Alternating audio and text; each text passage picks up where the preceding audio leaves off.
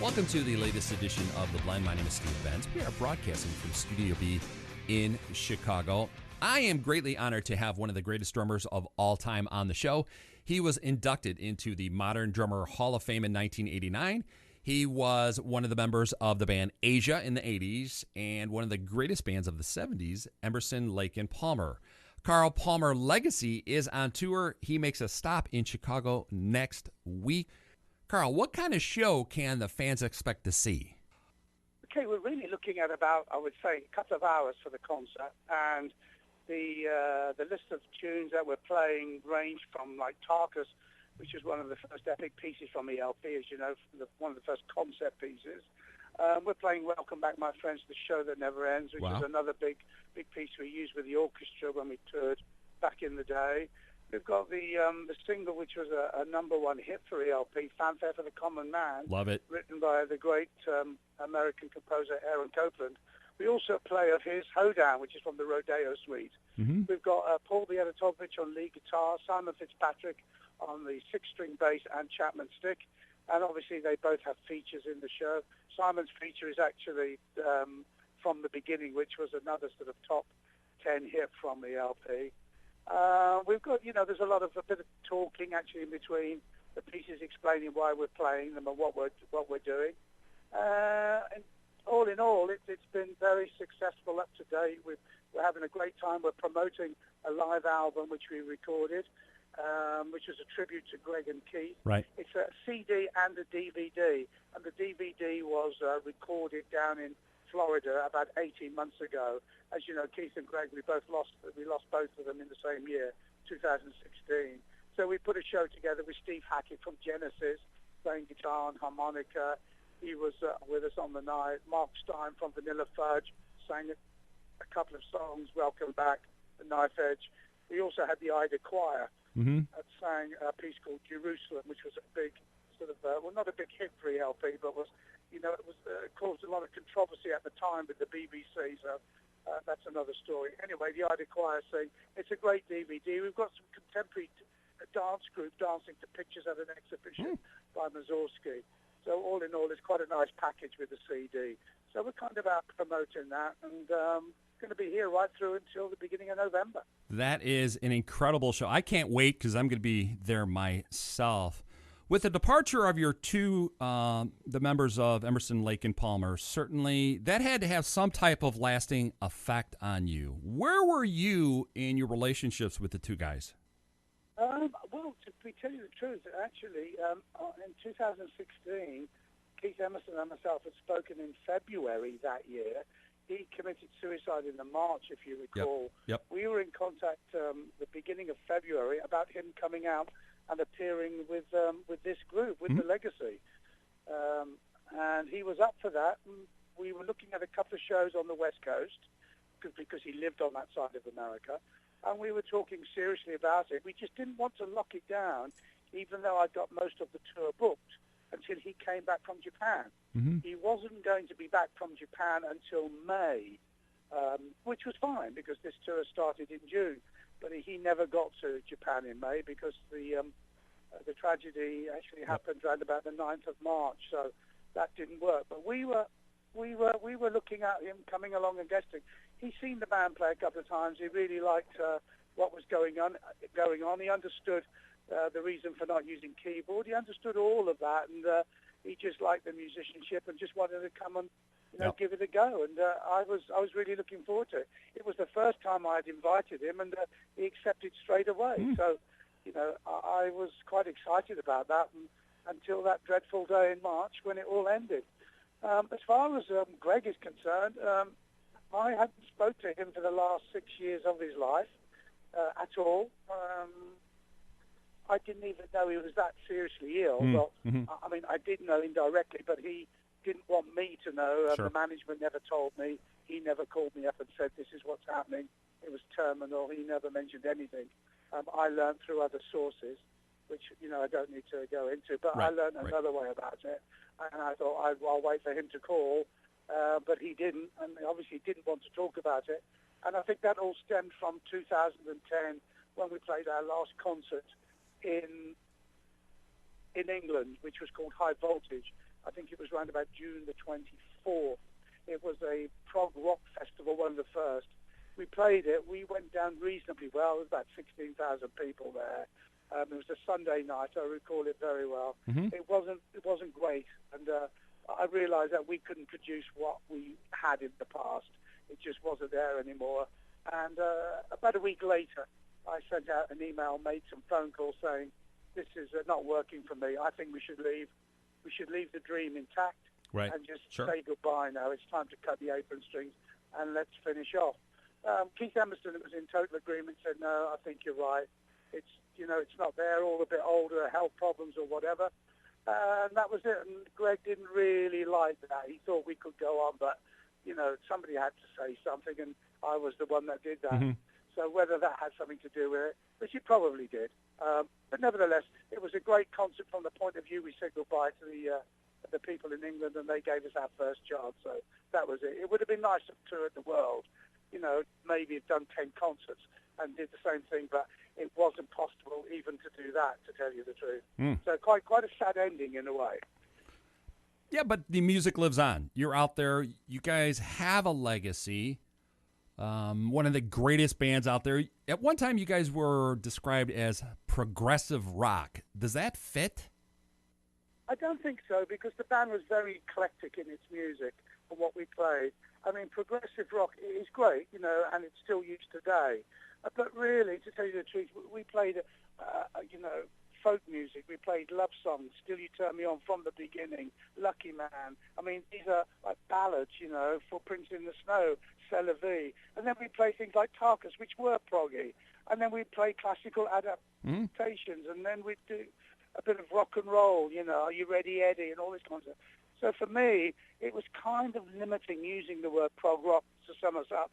But most journalists need to put a label on something, Right. And that's how that really started. So it's stuck, and it's been there ever since. But I think there's more to the music than just that, because it does cover so many different areas. I totally agree. And in the 70s, they had to label it somehow. Now they're calling bands like yours the first generation of classic rock. I don't think I'll ever understand what that means either. Yeah, well, classic rock for me actually really appertains to bands like Asia, another group that I was in, and still in actual fact. I mean, that's what I call classic rock. Whether it's second generation, I don't know. But the terminology usually is based on bands that have had top 10 hits. That's classic rock, such as Foreigner, Journey, Asia, Boston, John Bon Jovi. That's what I consider classic rock.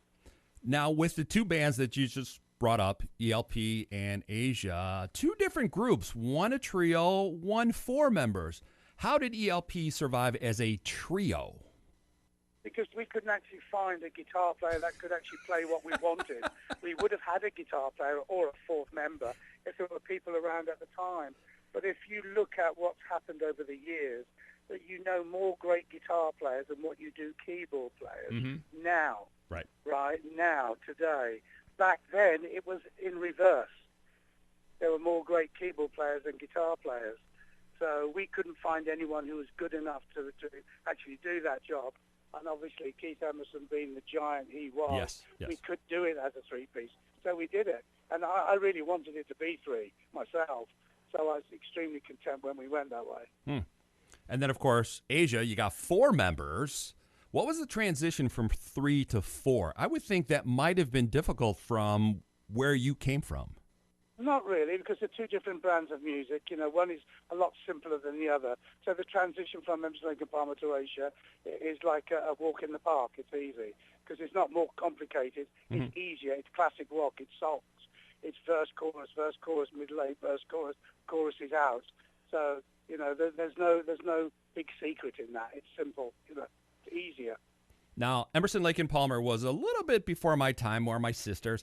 I had the pleasure of seeing Asia in the 80s, and I remember the tower of drums that you had in the middle of the stage. Do you still have it set up that way? Yeah, pretty much. I've had the same set, well, not literally the same set, but the actual same configuration, I would say, since the 80s. Yeah, exactly. Now, as a drummer, what influence did you have? Now, you've been in several bands. I was going to bring up your... what was it?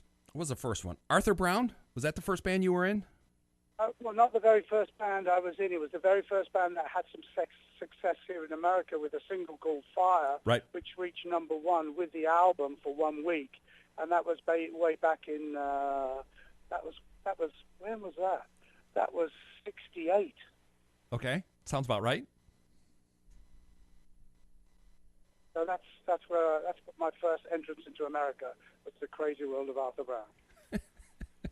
And then, of course, you started. Was Atomic Rooster your band? Was that something that you started? Yeah. Well, what happened was the crazy world had broken up, and I returned to England, and I thought I'd put my own group together. And Vincent Crane, who was very ill at the time, he had to go into a mental institute or whatever you like to call it, because he'd had some serious depression problems.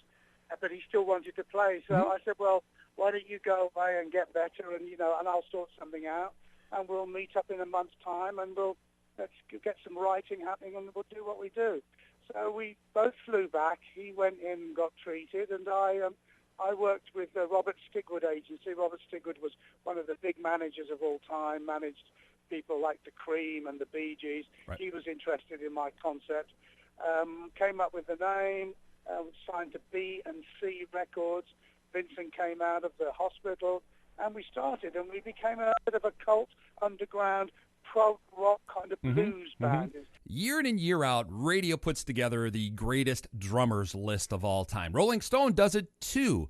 On that list, or the top 10, is usually John Bonham, Ginger Baker, Keith Moon, Neil Peart, yourself, and my favorite, Stuart Copeland. How do you feel about being on that list? I don't even think about it, to tell you the truth. I mean, I didn't come into the business really for accolades. I came in because I just wanted to perfect what I do and, and be as good as I could at it. The fact that the other year I got, given the Prog God Award in England, which is a big deal, it's very, very nice, but it's not really what I'm all about. And when somebody says he's the best drummer, or he's the best guitar player, that's really one opinion, So there are so many great players. There have been so many great players in certain generations, which is the point you're making. And, it's not quite as rich today, possibly. But, it depends on how you look at it. All the guys that you've just mentioned are all extremely, good players. Now, with how you were brought up in Birmingham and your selection of instruments, how did that affect the music that you ultimately ended up playing? When you say selection of instruments, what does that mean? Like you could have chosen any instrument. Why the drums? Okay. Well, I did, actually. I started off playing banjo when I was about 7, and then I had to go on the violin when I was about 10 and a half, something like that. And then for some unknown reason, I got attracted to the drums. I saw them in a music shop, and it just did something, and that was it, and end of the story. I mean, I got a teacher, and off I went. It's one of those things, really. Obviously, the sound, was very important. That's what gets you, and I just love the look of them and this and that. And still today, that motivates me, So it's one of those natural things. Unless it's happened to you, it's very difficult to explain. I think you guys call it a light bulb moment, which I think it probably is. Right. It is a light bulb, just like me ending up behind the microphone on a radio station. It just kind of happened. It called me. Yeah. I didn't pick it. It picked me, I guess, to some degree. Yeah. Now, with all the success that you had in the 70s, now you end up with Asia, which is really an extremely popular group. How was that transition? I would think that might have been difficult. Well, no, not difficult at all. As I explained to you earlier, the music was a lot simpler. So the transition musically was easy. What had happened, the music industry, which we're both in, had changed radically. You had the beginning of MTV and VH1, and those were new medias to be used, just like everybody uses Facebook and Instagram today. Right. But this was a television program. This was music TV, and videos were being made, which was another art form which brought the music into a different genre yet again, a more of a visual look. So it was a very easy thing to become part of if you got the right tunes and you were with the right people and you had the right manager and the right record company. And we were very lucky. I mean, our business is really about being in the right place at the right time and making it work. And David Geffen was a big help there. Obviously, we had the music because an album doesn't stay number one for 7 weeks unless it's good. Right. So, putting all of that together and the timing, we scored we scored big on that one, that's for sure. No, And one of the things that we realised was that, prog music wasn't being played on the radio, and we had to look at other ways of getting it across. And on that album, there's a couple of tracks, Time Again and Wildest Dreams, which, are more proggy than poppy. I'd agree. I would agree. I just remember that was all over, and when I started my career, that was like the first song I played. So God bless you for that. That's my moment that I have recorded in my head forever. I'm pleased to hear that. Yeah. So with that, you got the Rock and Hall of Fame. You've got all this stuff going on. What is your lasting legacy? We're not in the Rock and Roll Hall of Fame, just as a matter of interest. We're not. Yep. We've been nominated, but we've never gone into the Rock and Roll Hall of Fame. Now, I call it the Rock and Roll Hall of Shame because they don't put in the right people, okay? Well, I mean, I agree with you totally. I mean, I probably wouldn't accept the award personally myself if it did come up, Keith and Greg, had a similar conversation. We could never understand how that was run because, we don't do things like that in Europe. We let the public make their choice, not just, 4 or 5 guys around a table deciding who's going to go in one year. It's like too unbalanced for me. Always has been, to be honest with you.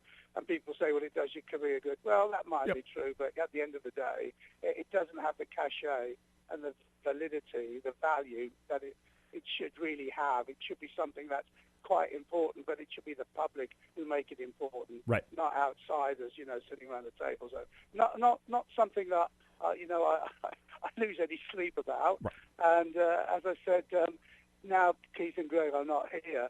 As I said, I probably wouldn't go and receive it if we were nominated. Sure. I don't think we ever will be, to be honest with you, but that's side of the point. Yeah, the voting is done by people that should never do voting. So what do you think is your legacy? Is your legacy Emerson, Lake and Palmer, or do you think it's more Asia, or what are your thoughts on that? I would say that the legacy is combined with various things. I think the actual movement that that I started in, which was the 70s, which was the beginning of an art form, which was very important, and that art form was labeled prog rock, as we talked about earlier. I think that's the legacy, is that I was in at the beginning of that with one of the bands that pushed the envelope, as we say, and crossed over. And one of the unique things about the crossover was this was an English band that was keyboard-driven and not guitar-driven, and basically delved into the classical world and used classical adaptations as a form of material just to put the band in a different area from blues or rock and roll or whatever. So I would say that would be the real legacy, the beginning of the 70s and the beginning of a, if you want to call it art rock, which is probably better, the prog rock movement. And that's what I'm quite proud to have been part of. Last question for you, Carl. Who have you not played with that you'd like to play with? I'd like to play with Miles Davis. I've always thought he was, pretty good. And Bobby Timmons and all those kind of old jazzers. There's quite a few of them I thought were really, very, very cool indeed, Elvis Presley, I've always been a big fan of. He had a great band. I saw him play twice. Wow. For just sheer, very straightforward rock and roll and all of that. He did it just the very best. As ELP, we saw him perform twice. Wow. And, we were always amazed, especially with the balance of the group and the choir that he had on stage and the sheer excitement. And he really had what I would consider to be great sort of straight-ahead rock and roll musicians. They weren't blues players. They were really rock players, or maybe a bit on the countryside, but great. So that would have been nice to have asked Ronnie Tutt to stand in the wings one night and just let me take over. That would have been perfect. Wow. Carl, it has been an absolute honor to have you on the show. You are on tour. You're going to be here in Chicago the first week in November. Thank you so much for being on the show, Carl. The tour name is ELP Legacy. You can get all the latest details and tour dates at carlpalmer.com. Or if you like, you can certainly follow him on Twitter at ELP_Carl. Make sure you get that underscore. Thank you so much for listening to The Blend. My name is Steve Benz. We will see you next time.